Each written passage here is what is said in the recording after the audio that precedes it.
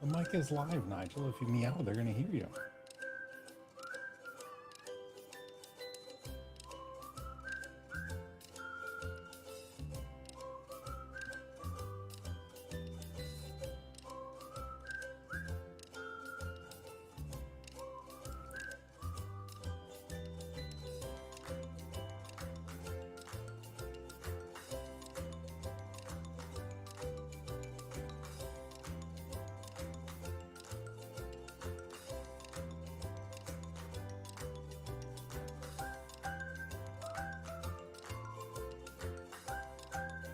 Hey, yeah, I realized that I can mute the microphone with the countdown screen on, but I always forget to unmute it if I do. So I just decided to stay mostly quiet. How's everybody doing? I hope you're doing well. I got my braces tightened the other day, so still trying to learn to talk again. But yeah, gonna live stream today. Made it back. That is the daughter that I picked up last week. She did make it back finally. We drove all over the state, but her luggage was all in the airport that she didn't fly into, so that's all good. Let's see. I've been fishing a lot. I went fishing today. I didn't catch a darn thing, but fishing is something I haven't done in years. But I had a friend visit and he wanted to go fishing. So I got a fishing license and bought like a fishing pole because I didn't even know where my stuff was. And now I kind of have this bug to go fishing. So I've been fishing a lot recently. Net Admin Plus, hello. Samples and tests, hello. Google two-part auth is a pain in times. I would agree, and usually it's fine. It's funny how I don't know if it's like that for everyone, but I have to like open up the YouTube app usually. That's the one that it has me open, and then just like click OK. But then every once in a while, Google will do the thing where like you have to pick one of three numbers. I don't even know how all their two-factor stuff works, but oh, you are the very first member ever. Well, I have the. This is so cool. I didn't even know that membership was a currently working thing. Thank you very much. That is awesome. Welcome. I don't have sound effects. Oh, that's not appropriate. There. I think applause is. Oh, I can't stop it.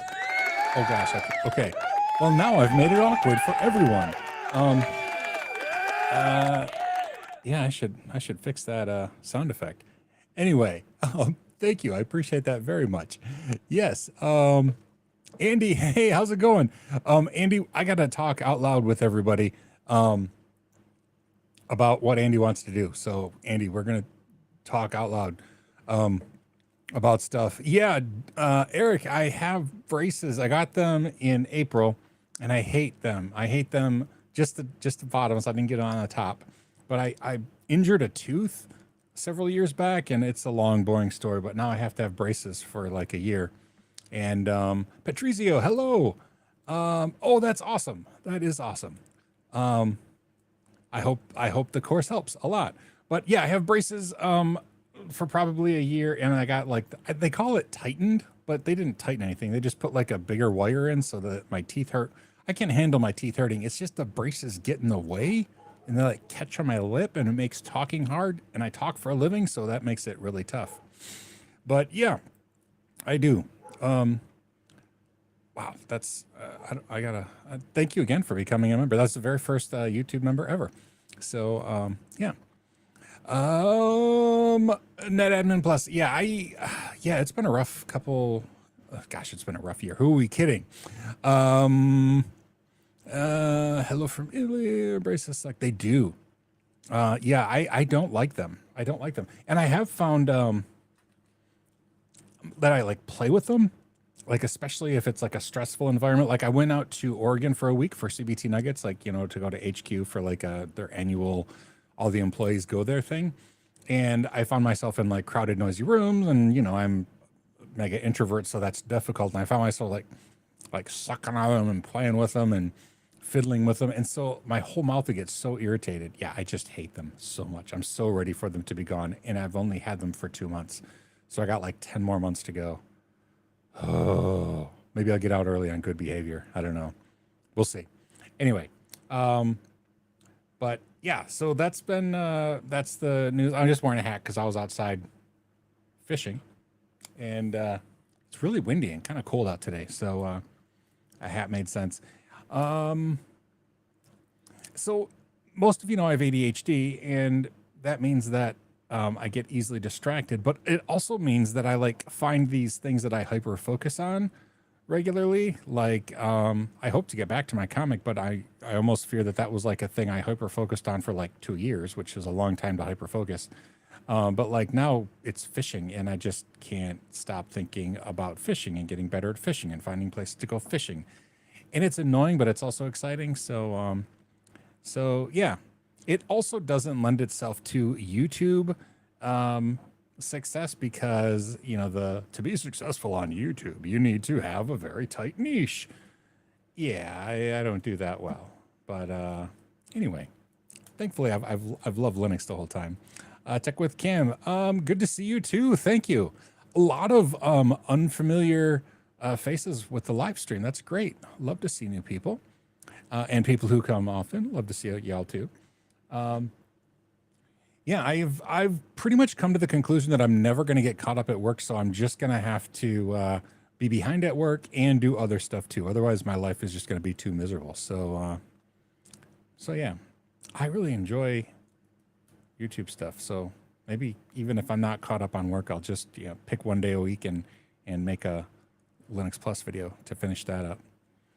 Am I going to a lake, or is there a river feeding a lake? So I live in, if you look at like Google Maps or whatever, I live in northern Michigan. So if Michigan looks like this, I live over here. I live right on, well, I mean, not my house. I don't have lakefront property, but the town I live in, I mean, I can see Lake Michigan from my house. And the thing about Lake Michigan is it's so big that it makes shore fishing difficult. And I don't have a boat. I don't really like to go out on big water in a boat anyway. And so I try to find like smaller inland lakes or rivers or creeks.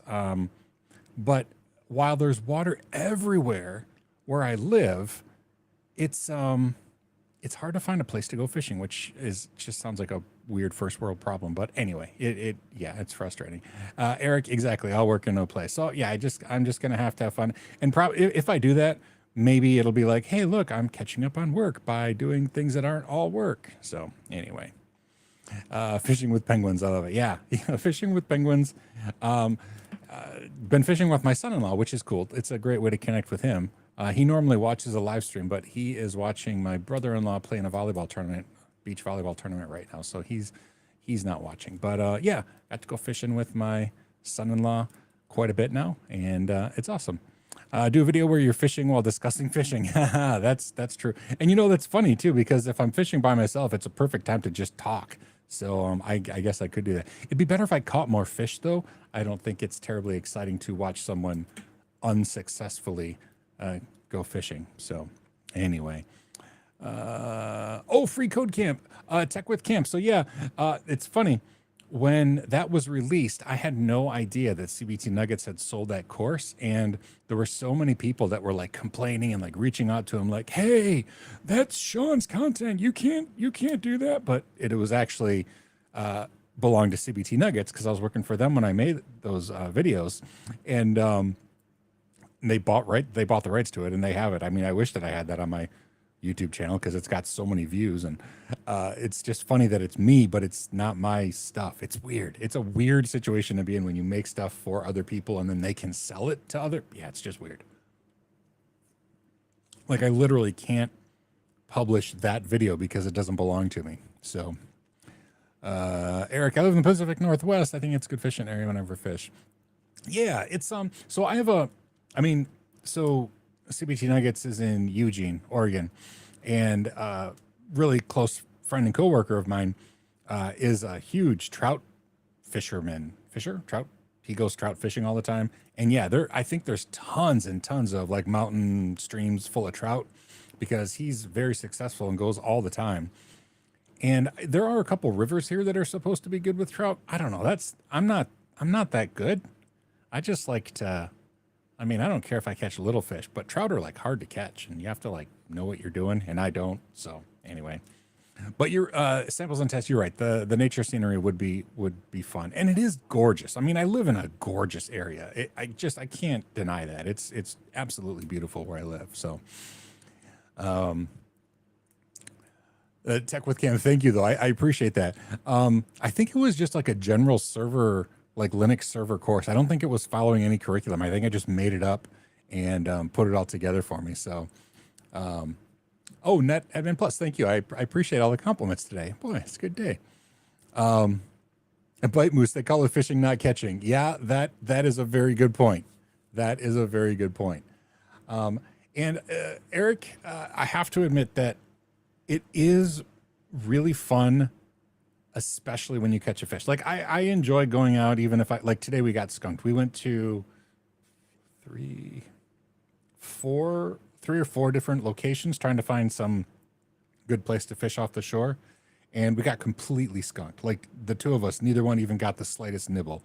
It's really cold and really windy. And I don't know fish. I don't know if that's a good thing or a bad thing, or if I should change how we fish, for those things. And we don't have a great place that we go, like a really good fishing place. So I don't know, but it's fun to go and it's something to do.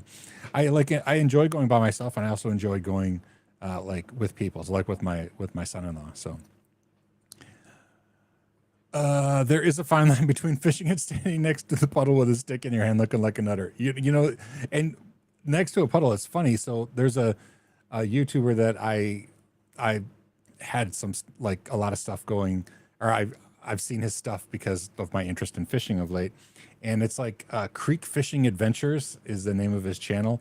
And he'll like go and find these little ditches, like these little ditches like by Walmart or something, or just like in the middle of nowhere, just like a off the road where like a little ditch is going by or underneath the road or something. And he'll go fishing in those and just get so many fish, and a lot of times little fish, but he's using like ultralight stuff, and it just looks really fun. I never have that kind of success when I go, but yeah, so those little tiny, like I could be that guy fishing in a ditch and be perfectly happy if there was at least like one fish. But rainy days are the best for fishing. I've heard that too, and I don't mind in the rain as long as it's not nasty. But yeah, I don't know. I'm not a really good fisherman. So didn't Al Capone fish in his pool at home? I don't know, but that is interesting. An interesting bit of trivia, if it's true. I'm gonna have to look that up because I hadn't heard that, but that is funny. So Andy commented. Let me say again, Andy. When I see Andy, you left me a message over on. I just saw your last message, Andy. I'm so sorry. I'll follow on that too. So Andy's wants to do some like presentation stuff in the Discord, which is just really cool. And I don't know exactly what it is. I don't have to know exactly what it is. Andy's a good guy. So yeah, we'll look forward to that. And if you don't hear from me, just keep nagging me, Andy. I like I said, I just saw this and you sent it on the 4th. Call voice channel. Yeah, okay. Cool. All right, sweet. So yeah, Andy's gonna do some cool stuff in the Discord. If you're not in the Discord, go there now. It's here, I'll post a link to it.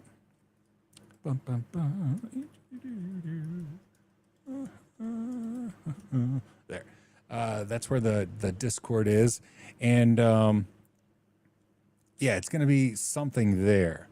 And it'll be fun. It'll be Linuxy and nerdy and awesome. And especially since I'm not around as often, it'll be a welcome interaction on the Discord. I still am not a real huge like professional at Discord, but that's okay. Scripty, Linuxy. Oh, that's it. Yeah, awesome.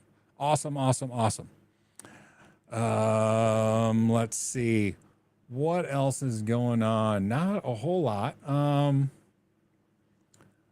Our exchange daughter is back. We were a little bit concerned because she wasn't able to get a job at the hospital this summer. She's in pre-med. She'll be graduating this year, and then she'll be heading off. I think she's going to take a gap year to save money and then go to med school after that. But she needs as much clinical time as she can.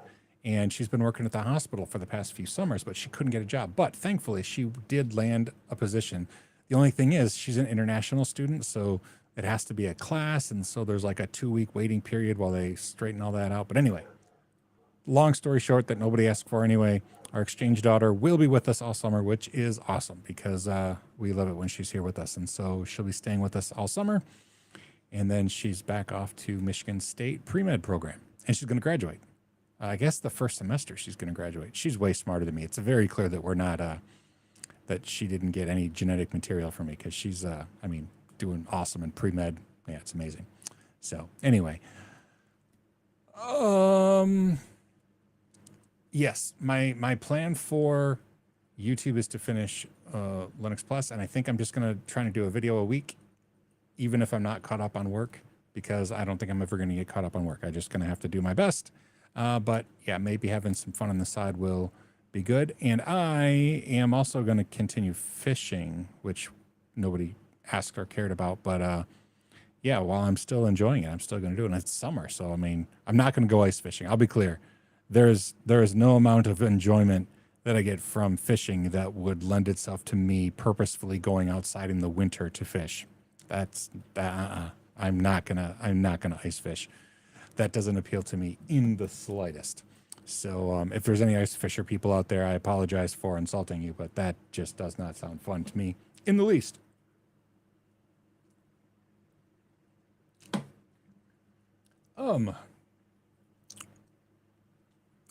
Oh, see, that's the I don't have any. I haven't done live bait. I prefer fishing with lures.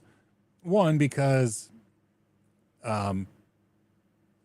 like bait dies and you got to buy it all the time. I prefer just to be able to, like, at the spur of the moment, just go. But I mean, there's so many kinds of lures, right? Like jigs and spinner baits and crank baits and jerk baits and spoons and oh my, there's just so many things. And I have a whole bunch of them. I'm not good at many things. I've been the most I've done the best with like soft jigs, like jig heads and like things that wiggle in the water. I caught a couple of bass last week or this week. Last week. I don't know. During the week, I caught a couple of decent sized bass, and I was using like jigs. But jigs doesn't even mean one thing anymore because there's like jigs and there's like jigs with the big frilly things, and then I just mean like a jig head and a hook and a little like squiggly body that does stuff in the water and looks like it's swimming.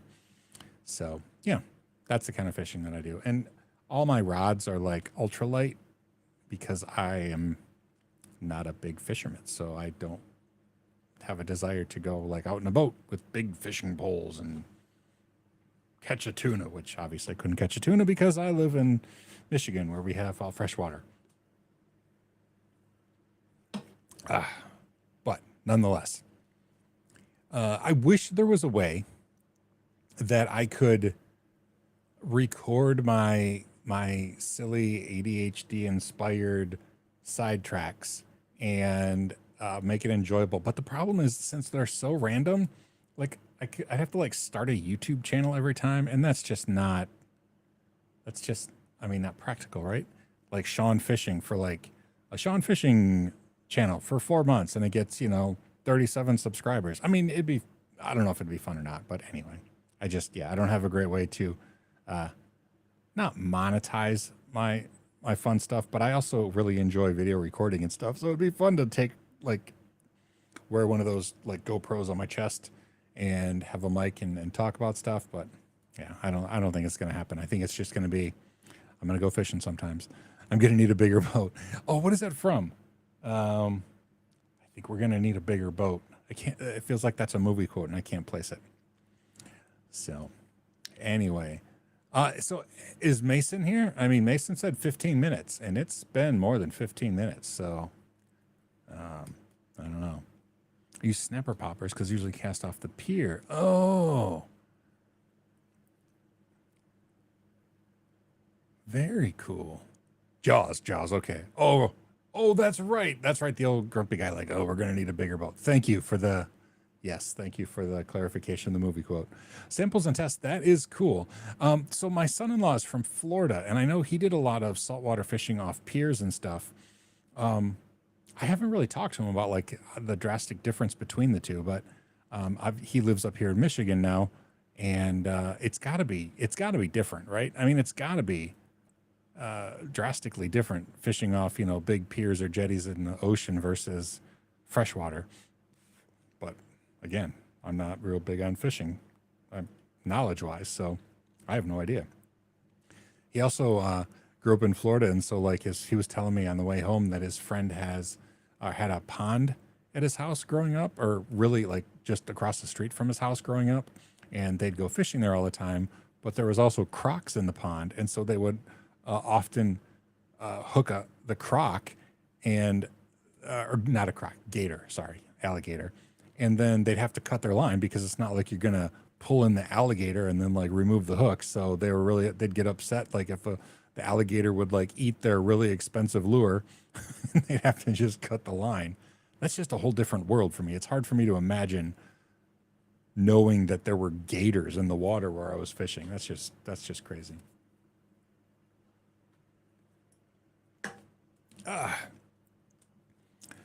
So, as far as work goes for CBT, finishing up, I haven't finished up. I thought I would by now, but finishing up this week the Cloud Digital Leader course, and then I'll be going right into like the associate, cloud associate. It's like it got initials that people are familiar with. Um, oh gosh, I can't even remember the initials. This is how good I am at Google Cloud. It's like a cloud something associate, cloud associate engineer. I don't know, but it's like the one that there's lots of YouTube training on. So I don't know. I might have to watch somebody else's training to see how they go about it, because it's for the first time there's going to be stuff for me to demonstrate. And I've never taught a cloud course with demo stuff. I've only had like, Linux VMs and stuff that I demonstrate with. So it's going to be weird to have like demonstrating stuff in the cloud. I don't even know how to do the stuff in the cloud that I'm going to be doing. So it's going to be an interesting couple months while I teach this course that I don't know anything about. And I think maybe it'll be a nice break to do some Linux stuff as well. So yeah, I'm bringing you all into this with me. Let's plan on, but hey, Sean, let's plan on just doing Linux Plus stuff, even if we don't have the time. Yeah. Google Cloud thing sounds exciting-ish. Yeah, I don't know. I mean, kind of. We'll see. Samples and tests, no. I haven't. The Cloud Digital Leader is the first course that I've done since being back, and it's not quite complete. So I'm guessing it'll be live in a couple weeks, is my guess. And then, yeah, I don't know if I'll announce it. I mean, I'll mention it during the live stream. I don't even know, since it's funny, since CBT is not based on like royalties or anything anymore. I don't even know like what expectations there are from trainers as far as like talking about courses. Because I mean, once I make the training, that's the end. Then it's just somebody, then CBT owns all the training, and I have no part in it whatsoever at all anymore. So I don't know if I'm supposed to promote stuff. I don't even know. I don't know how things work now, but we'll see how it goes. Welcome, Mason. Yeah, we're still going. I'm still yammering, talking about fishing, and I realized you can figure out which makes more sense, that I'm just never gonna get caught up on work, and so I think I'm just gonna start doing a little bit of fun stuff on the side, whether I have time or not. Because if I never get caught up and I'm just always behind at work, and it's just going to be a miserable life. So that's my plan moving forward. I'm just going to start doing stuff even if I don't have time for it. There's no cloud. It's just someone else's computer. Andy, you are absolutely correct. And it's funny. I used to say stuff like that in Linux Journal, because I mean, when I was writing in Linux journals, when cloud computing just came out, and I mean, oh my gosh, it's like the buzzword factory of the universe. And I would just remind people like it's just, somebody is just providing access to their computers. And I'm not saying that I'm not saying that's inherently good or bad, but just realize it's not, it's just computers that somebody else owns. Yeah, sure. Good talking to you. Thank you for stopping by. And thanks for signing up as the very first member ever. Appreciate that. Hopefully we'll see you back soon, or see you at the Discord too. So yeah, be sure to hang out at the Discord if you're into that thing, especially because Andy's going to be doing cool stuff in the near future there. If I do promote my course, do I get a percentage? No. So Mason, no, absolutely not. There is no connection. It isn't even when the course is released. So every course is full of like skills. They're like little chunks of, I get paid by the skill. It's like 45 minutes of content. And when I submit that skill and it's approved and everything, that's where my connection to it just ends. There's no more, I have no more connection to it other than, I want the company to do well. So I don't know if there's expectations. I'm sure I'll find out after this course that it's about done goes live, but yeah, it's just, I don't know. It's drastically different from the last time I worked at CBT Nugget. So anyway,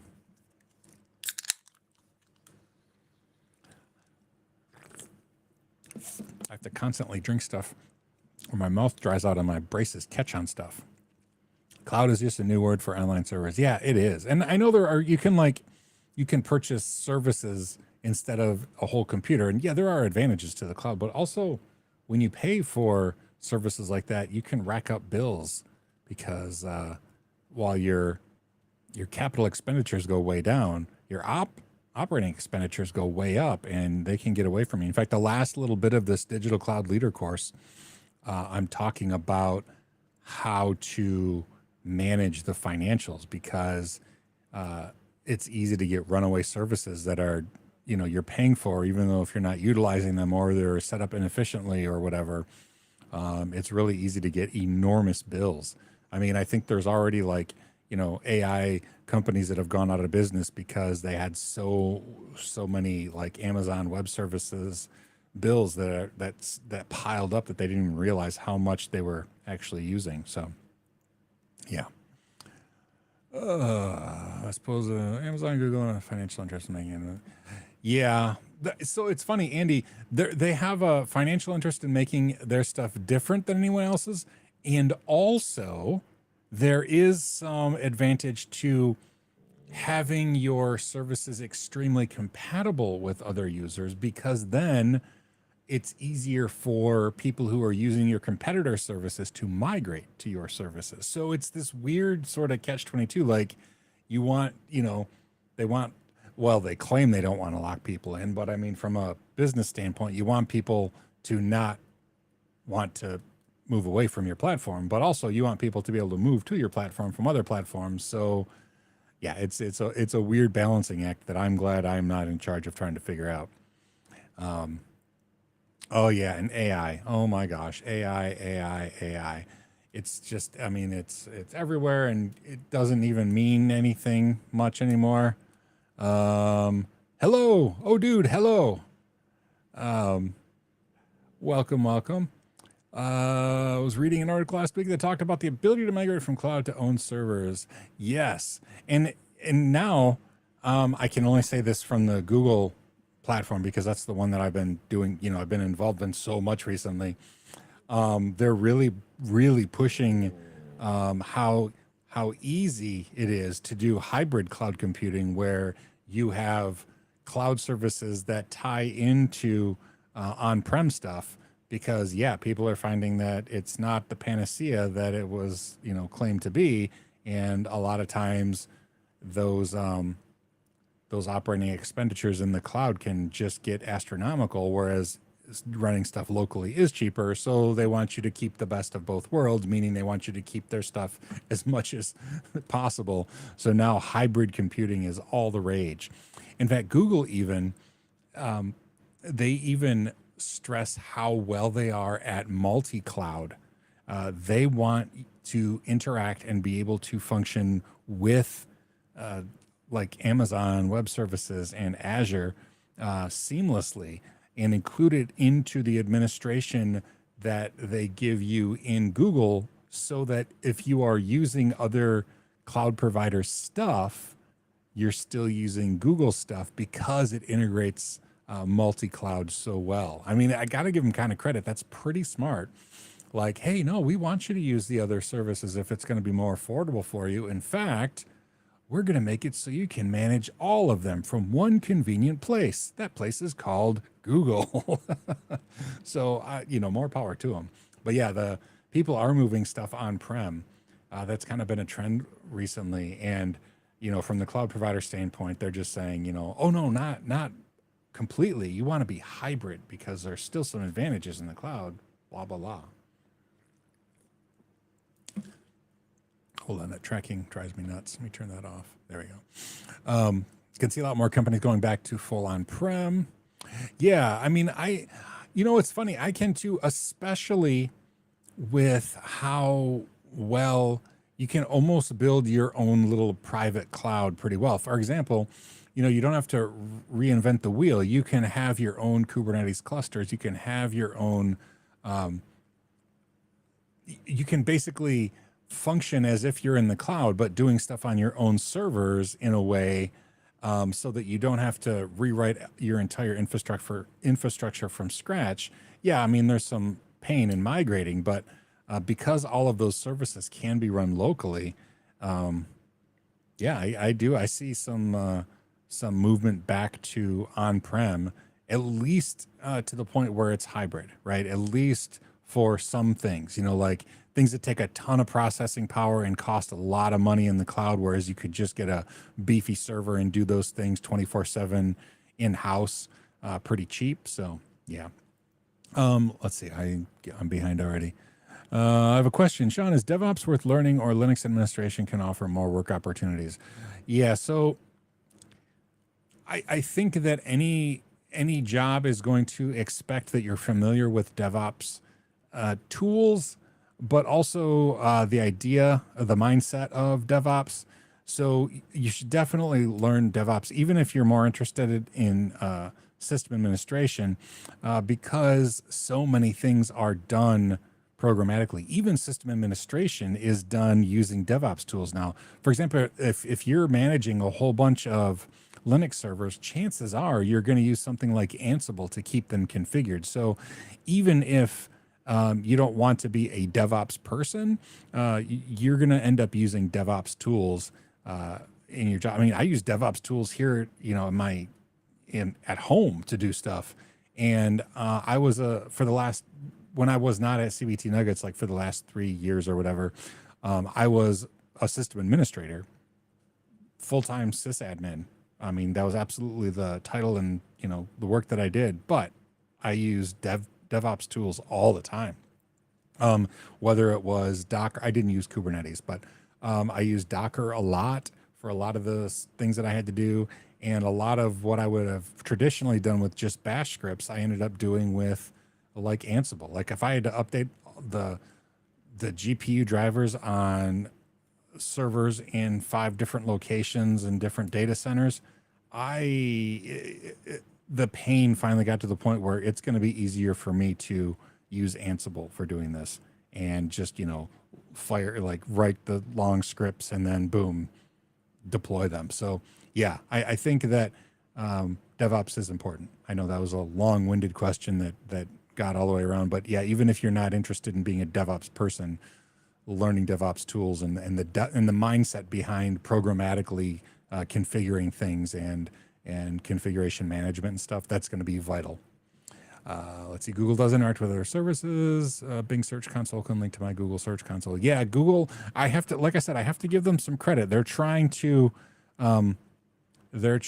give their users, and I'm not remotely thinking this is out of the goodness of their hearts, but they're trying to make it so that they're a value add for people who are using other services too, right? Like they want to integrate so that you don't abandon them and you stick with them even if you're using services from other vendors, which, I mean, again, it's kind of smart. So Nextcloud is a good way to go all self-hosted. Yes, I have a love-hate relationship with Nextcloud. I have an install and I don't dislike it, but I've found that it can be really slow for me. And the more recent updates, it's not as slow. Um, but it does a lot of things, and a lot of like the different tools that you can plug in, they're just not best of breed in my opinion, but it does do things well. And like my friend Kyle Rankin, who's much smarter than me, I mean, he's written lots of Linux books and stuff. He is a huge fan of Nextcloud, and he uses their office applications and calendaring applications, and he uses it for everything. I don't use it for all that much. I end up using different tools. Like I like Trillium app, self-hosted server on Trillium app for like note-taking stuff, and calendaring. I've never found anything that works well enough with Google Calendar that I can use it with other people, so I just use Google Calendar usually. Yeah, I had not heard of Recall until I saw a video about low-level learning, but the most recent version of Windows I have was Windows 7. Yeah, I don't know anything about Windows Recall. I'll be honest, I saw like social media things about how evil it is, and like screenshots. I don't even know what it is. But yeah, I record for CBT Nuggets on a Windows machine. I'm not really a zealot with Linux. I really like Linux a lot, especially on the server, but also on the desktop. I'm not a zealot though. Like this computer that we're on right now, this is a Mac Studio. On the other side of my office is a Windows machine. The computer that is now in my closet, it's actually just running Docker, and I run things like a local version. I have a local install of Plex, and let's see what else is running in there. Just whatever, like it's just my Docker server. It's actually in the closet of my office. That was my Linux desktop machine. It has an NVIDIA GPU in it, and so I'm using that for Docker for, I think I'm using that for Jellyfin acceleration. I don't know. I don't remember what I'm doing in there. But anyway, yeah, I'm just not a zealot with operating systems. Usually anything works. Some things work better than others for certain tasks, but let's see. I left Windows World behind. Glad I did. Yeah. You do have Windows 10 on a work laptop. Okay. Yeah. Yeah, I don't know. I've never even seen Windows 11, to be completely honest. I only have Windows 10. Let's see. Just sent on Nextcloud website to check it out, see what version they're currently on. The first that popped up was the homepage with AI Assistant. Oh my gosh. AI with Nextcloud. Oh boy. I mean, I'm curious. I'm going to go look. I'm curious what they're doing. But yeah, AI is just the latest thing, isn't it? Boy, everybody's got to use AI. Used to use Plex, but hated that I had to sign in all the time for some strange reason. Yeah. So Mason, I have Jellyfin installed, and I use that a lot. Like if I'm just watching something sitting at my computer here.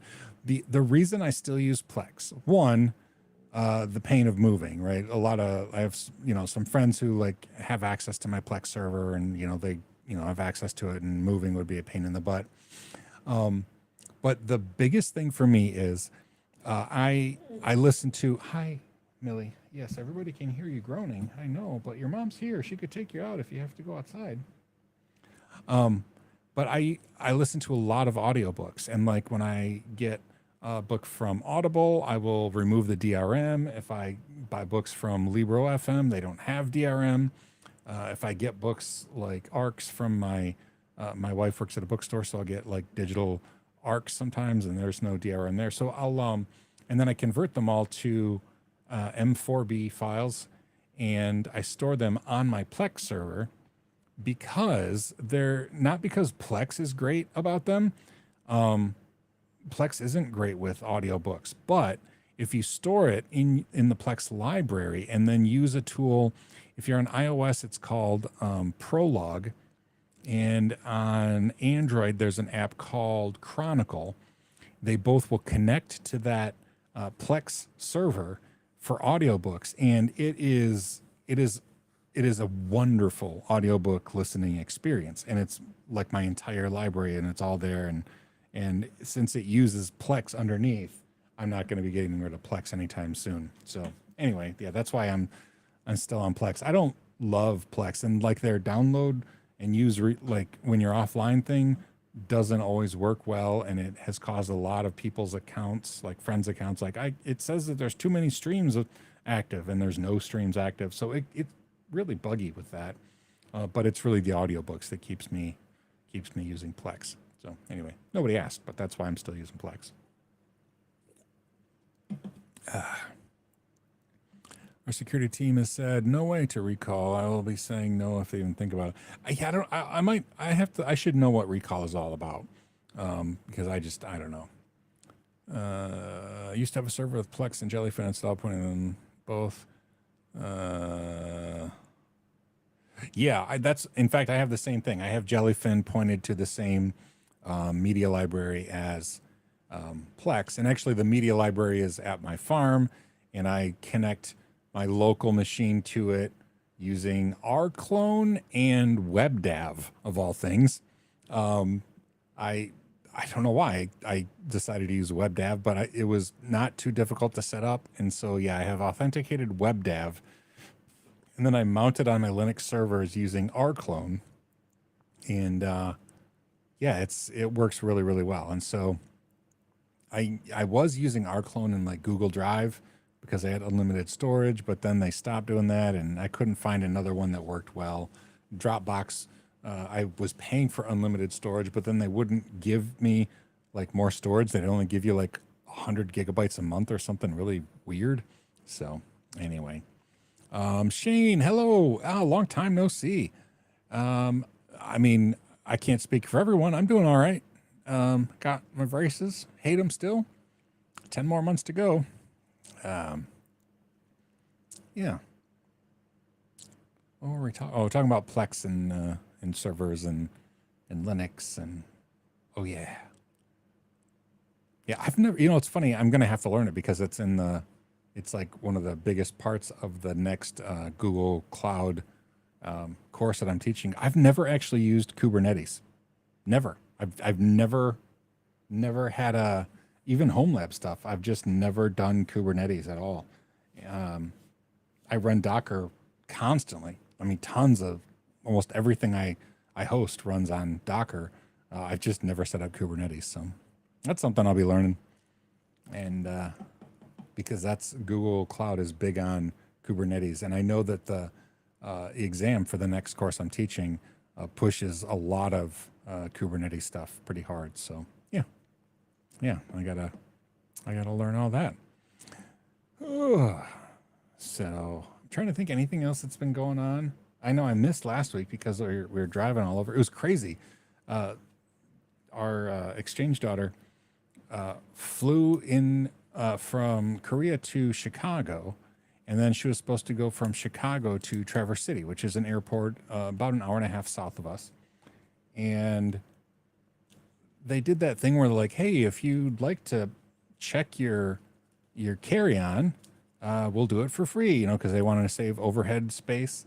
And so she said, oh yeah, I'll do that, and checked it. And then she's like, oh, my laptop was in there and I'm not supposed to check lithium batteries. And so she told somebody, she's like, hey, my laptop is in there, and I know, I can't have a lithium battery in checked luggage. And I'm like, oh yeah, they'll kick it out. So go to luggage claim and you'll need to get that back. And she's like, oh, so she went to luggage claim and waited for hours, so long that her plane left. And then she finally got to the front. She's like, I need, I missed my flight even because I need my my bag with my laptop, and I knew they wouldn't check it. But they told me they wouldn't check it because there was a laptop in it. And they looked and they just loaded it right on the plane. So her plane arrived in Traverse City, or her luggage all arrived in Traverse City without her. And then she's stuck in Chicago, no more flights that night. So she had to stay the night in Chicago with no bags, not even her carry-on, and get on a flight the next day to Traverse City. Then all the flights to Traverse City the next day were either full or canceled. So we just scrambled, and she ended up flying into another town. Had to pick her up in Grand Rapids, like 3.5 hours south. And then because her luggage was in Traverse City, we had to drive all the way to that airport, and finally got home. So yeah, it was a crazy weekend, and that's why I missed the live stream. So I've been thinking about learning about Kubernetes and containers in general. Oh, DevOps. Yes. Oh gosh, who was asking about if learning DevOps makes sense? Was it Tech with Cam? Yeah, Tech with Cam. Asking about is learning DevOps something you should do, or if you want to be a system administrator, do you still need DevOps? And I was just saying that yes, because even if you're a full-time sysadmin, a lot of the sysadmin tasks now are done programmatically, which means DevOps. I mean, that's, what DevOps does. You write code to do stuff. And like I was saying, my last job that I had after I left CBT Nuggets the first time and before I came back to CBT Nuggets, I was a full-time sysadmin. I mean, it was not a development job at all. I mean, I wrote software, but it was just because I had to do stuff to get the job done. But I was a full-time sysadmin. But when I was configuring servers, you don't want to do that by hand because it doesn't scale. And so even I was using like Ansible and stuff, which is DevOps tools, doing my strictly sysadmin job. So can I sum up what Kubernetes is easily? Again, I've never used Kubernetes, but it's basically a way to manage and scale and automatically deploy when there's a need containers. Like I think often Docker, I guess not always Docker containers, but I've only ever seen people use it with Docker. But again, I don't know. I have to learn all about it. But Kubernetes is kind of the pulls the puppet strings for launching containers, right? It's not a container in and of itself. It just manages like pods, and pods are like part of the clusters, or there's clusters of pods or pods of clusters. I have to get all of my ducks in a row before I teach it. But it is managing and scaling. And like, if you have a server go down, it can migrate containers over and all that sort of a thing. So, yeah, Kubernetes manages containers. Those containers are often Docker, but I guess they don't have to be. But I'm certainly not the person to answer those questions. And you use command line tools like I think kubectl to launch containers and like say how much redundancy you want, and if you want, if there's failing over or if it needs to ramp up and launch more. I don't know. It manages all your containers underneath. And I know there are people who do it not in like a corporate environment. Like I'm probably going to be watching a lot of Techno Tim YouTube videos because I know he runs Kubernetes clusters in his home lab just to get a feel for what I'm doing, even though it's going to be different in the cloud too. That's the frustrating part, because while understanding what Kubernetes is and does is one thing, knowing exactly how to manage that in Google Cloud is a whole different thing. I mean, is it all going to be web-based interaction? Is it going to be API interaction? I don't know yet. So I'll be finding out. Because I don't know.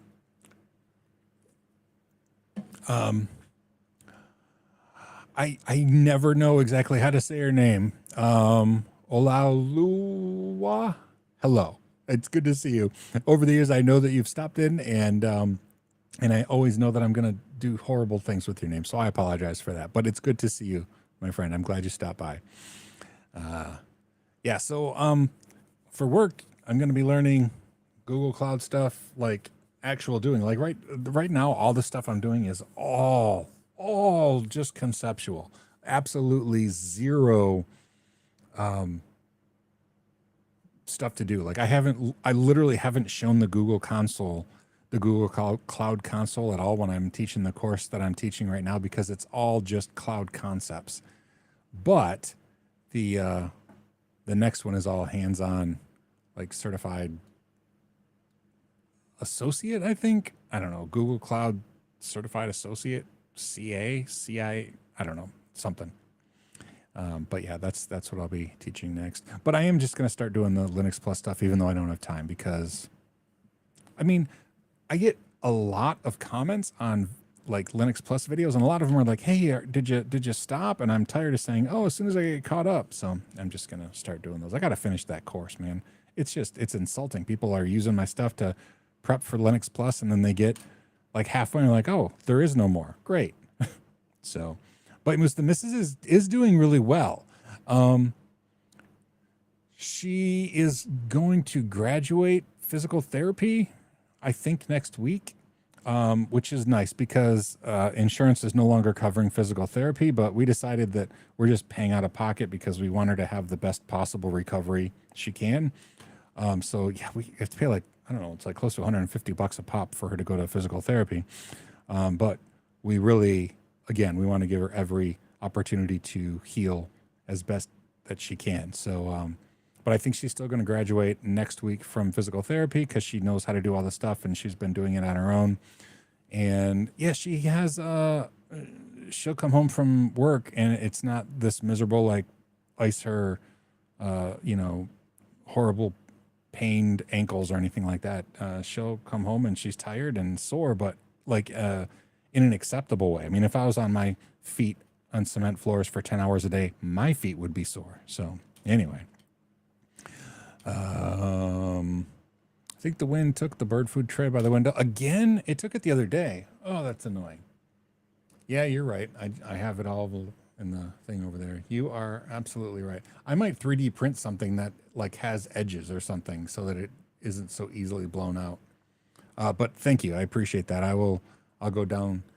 It's on the second story. Like that's right outside my office window and it falls down. So I'll go down and get it, put it back in. So thank you. I appreciate that.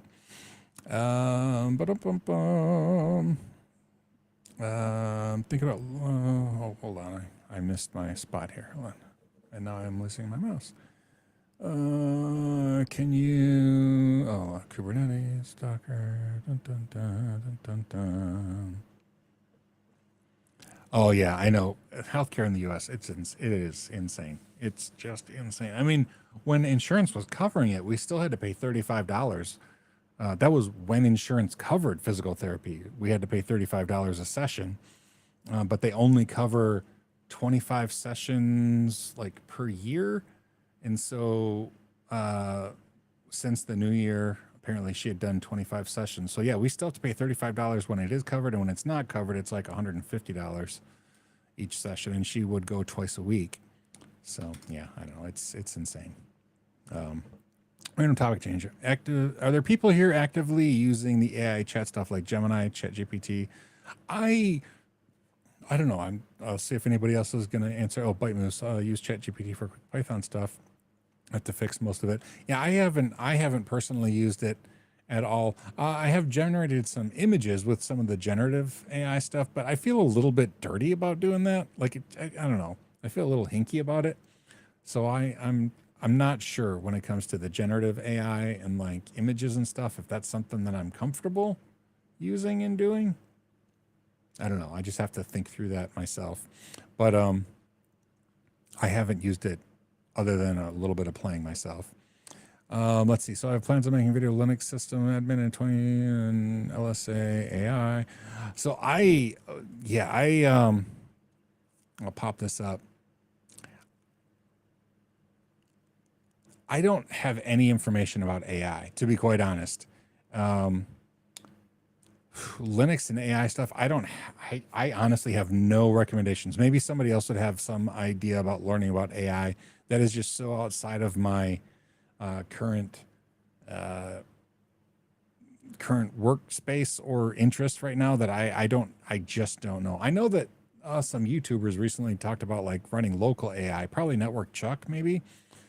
Talked about like installing something. I didn't look at his video, but I saw as it scrolled by, he talked about like install your own local AI stuff. So that would be interesting. I know I've talked about, I'll pop Andy's up here.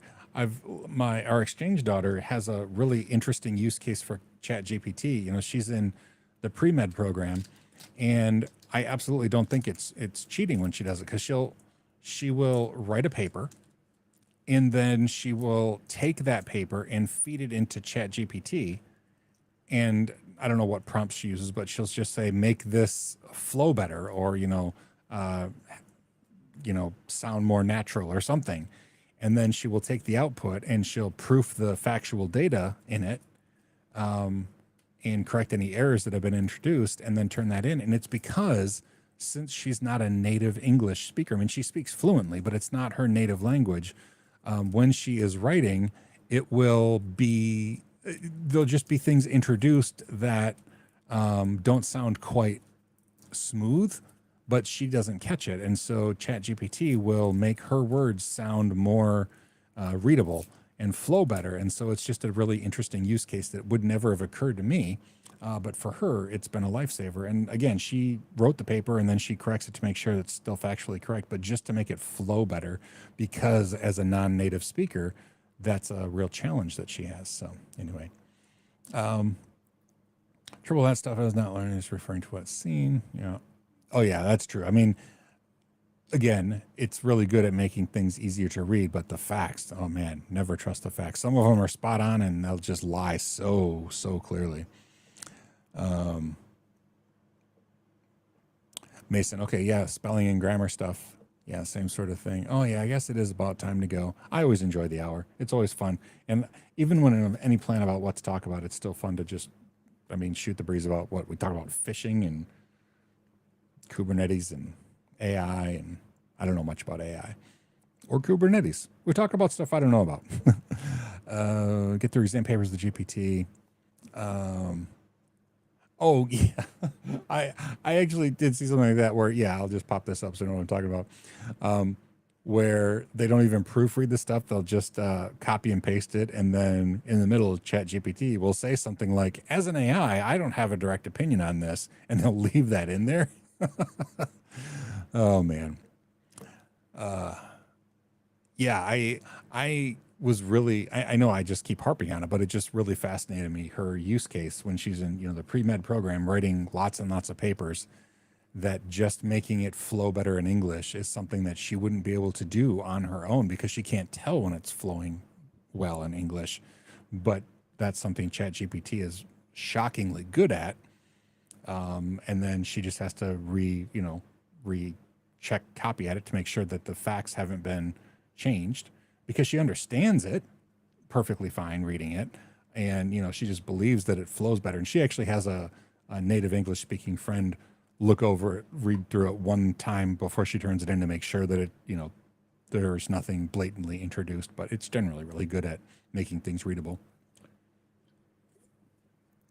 Yeah, I think this is going to be a long week for me too, Bite Moose. I don't think I have any major non-work things going on. Let's see. I don't have to get my braces tightened. No doctor's appointments. Yeah, this looks like a normal week for me. So yeah, hopefully we get a lot done. I don't know why you're going to have a long week, but if it's work related, I hope your work goes well too. And maybe by the end of this week, I will have a Linux Plus video added to YouTube. I just haven't done anything but live streaming in so long, and I want to. So even if I don't have time, I'm going to try to do it. Even if I'm not caught up. Because yeah, like Eric said at the beginning, I think all work and no play makes everything suffer. Work suffer and play suffer. So anywho, Shane, look forward to it. I do try to do them. Like last week I missed because of all the airport driving and stuff, but I still, this has kind of been a sanctuary for me. I really enjoy the live streams every week. It's great to chat with nerdy people who also get distracted easily and don't seem to mind. Y'all are broken, just like me. So oh, okay. So I guess I'll wrap up now. I'm gonna go down and spend some time with my youngest daughter who is visiting here. She has to go back to work in like an hour, so we're gonna go watch TV or something. Got some new comms been sorted at the hospitals I cover. Oh, just dull work.